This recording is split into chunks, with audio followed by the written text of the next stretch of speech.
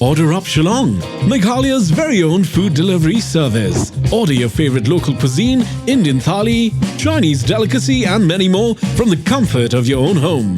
Download our app now or order on call at 8277997585. We thank you for supporting local business.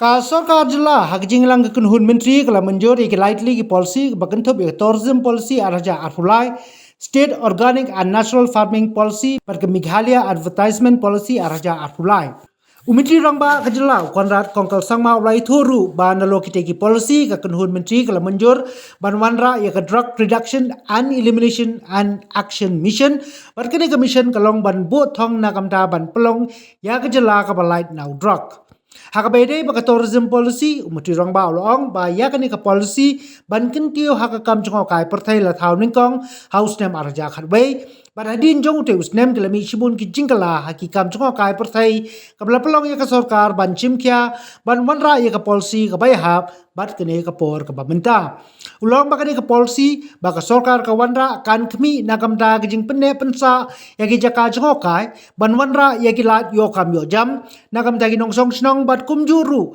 hakaban sengkam sengjam ka jing penan kam ya ki kor jongani ka juk da ka bai trelang ru bat ka tna trekam jong ka Sorkar. Afternoon to everyone, and thank you very much for coming to this press briefing. We had a cabinet meeting this morning, and there were a large number of agendas that were taken up, and some of them were just routine, normal agendas. So allow me to stick to the ones that are more major and important in the sense that they need more discussion. I mean, more clarification to everyone. So so today in the cabinet meeting, we had 11 agendas were taken up in the cabinet meeting today, and one was the tourism policy of 2023, which was passed today in the cabinet. Second was the Meghalaya state organic and natural farming policy. Third was the printing of advertisement policy. Adopting of the advertisement policy, the Meghalaya advertisement policy 2023. Fourth was the nominations for or approval for the Meghalaya Day Award 2023. Fifth was the Drug Reduction, Elimination and Action Mission, which we are calling DREAM. So these were the major agendas that were taken up. Other items were more or less regarding service rules and some small amendments in different service rules, some words to be changed, so which were very minor in nature. But these were the major points.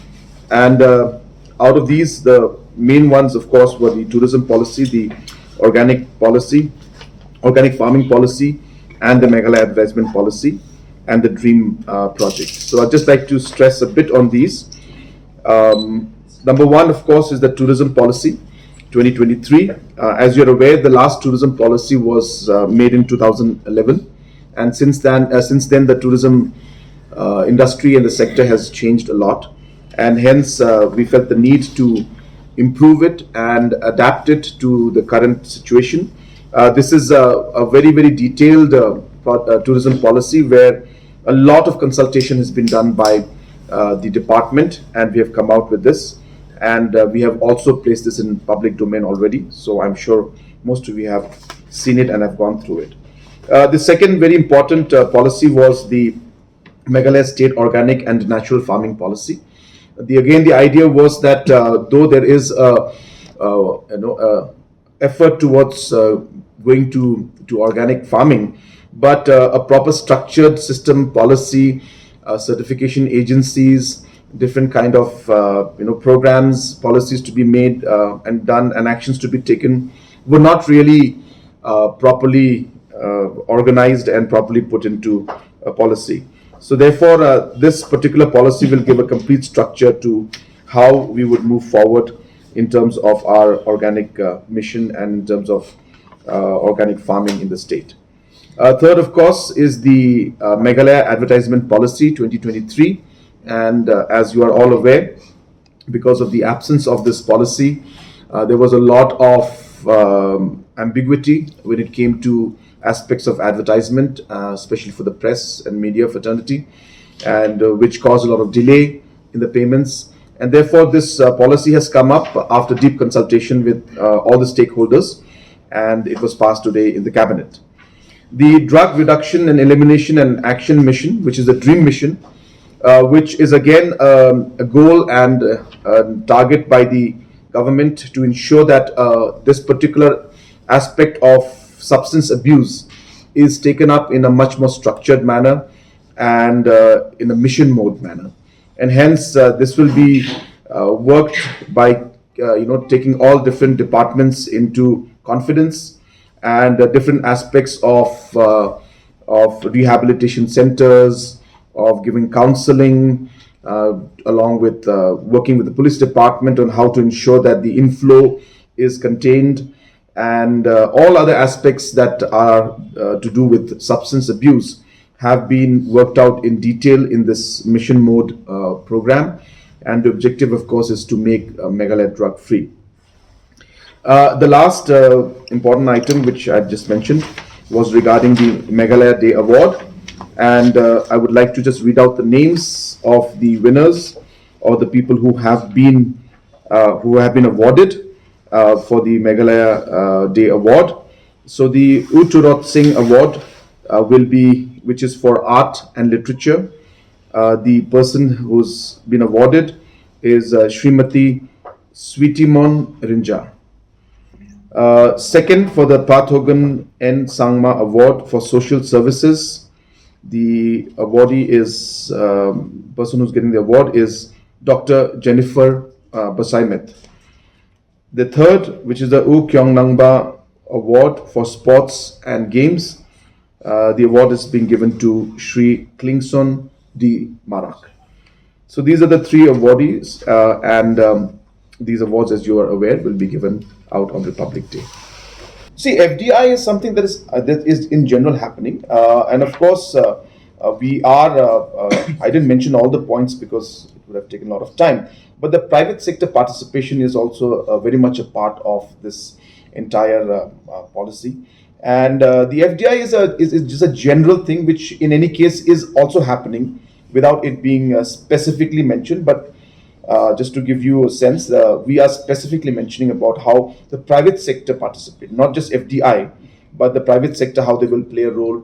For example, how we'll get professionals to get into the system, to train our people, or the different services that the private sectors can provide. So all of these aspects, obviously, yes, tourism sector has to have the involvement of the private sector. Tourism sector cannot be run by the government. And the idea of us bringing this policy is to ensure that we're able to create livelihood. And in order to create the livelihood without the people in the private sector being involved, it won't happen.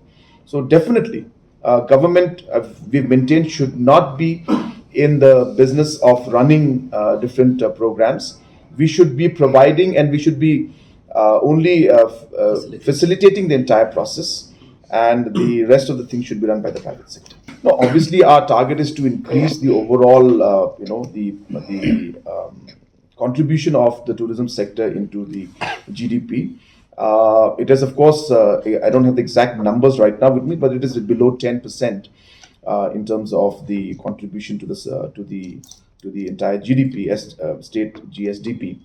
So therefore, we are looking at more contributions. So obviously, if you look at the points that I have mentioned to you, so when we'll have more rooms coming up, when we'll have more overall, the guides coming up or taxis coming up. So obviously all of this and flow of tourists coming in, different activities happening, all this will lead to the contribution and the revenue of the public as well as the government going up. And we obviously expect to see having a huge impact on the overall GSDP of the state. So numbers, of course, we don't have numbers because these are things which are not simple to calculate. It's very complicated.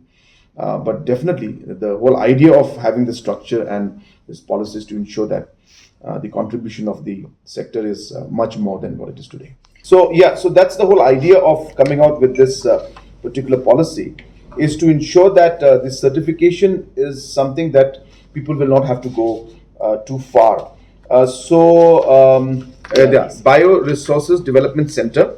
So this has already been paneled to give the organic certification, and many other state organizations will also be then empaneled. So that is absolutely the primary idea of doing this. Everything that wants to do, anything that people want to grow organically, because ultimately the organic aspect is in the soil. So you test the soil, so whatever you grow in it, ultimately it's the soil and the conditions that are there that have to be organic. Yeah, that's a different aspect, but yes, definitely we can look into that also. You're right. Yeah, all those aspects will be looked into. And in fact, we are working on, because we realize that one of the challenges also is that the outlets are not there. You see, and so we are working in this program also has got, policy also has got the aspect of outlets being set up in important consumption centers, so that people can actually go to the shops and centers and buy the organic food, because a lot of people want it, but they don't know where to go. So that's also part of this policy. So basically, it's one has to understand that we have to balance things out. It's not as simple as saying that today we are using fertilizers, and tomorrow we just stop it and we're going to shift to organic farming in one go. Everything has to be in a transition format, and therefore the livelihood of people, and especially in the vegetable growing section, we have seen that chemical fertilizers are still being used, and it is required in some areas, and it is taking time for the organic fertilizers to really have that kind of impact. So yes, if we are saying that it's going to be black and white and we're going to completely shift to organic tomorrow, that's not going to happen. It takes time. It's a process. We need to continue to ensure that the people are taken on board. We need to ensure that people are given the options and given the alternative to move forward. And that's what this organic mission is, not organic mission, but the policy, The policy is what it intends to do, is to shift towards this, and slowly and steadily we will see that most of, number one, the areas which are not using chemical fertilizers that much, at least they will be then getting incentives or structures or systems to move into organic farming and get the support that they want to do. Then of course there are areas which are using them. Then we will work towards how we'll see that we will slowly shift them from, say, chemical fertilizers to, say, organic fertilizers. But as I said, for us to do that, we also have to keep in mind that there are people who depend on this chemical fertilizers. There are vegetables that need this, and hence for us to completely cut it off and say we will not do it from tomorrow would not be just, and would require us to really consider the livelihood of the people. And that's why it's a process, but we are moving towards that.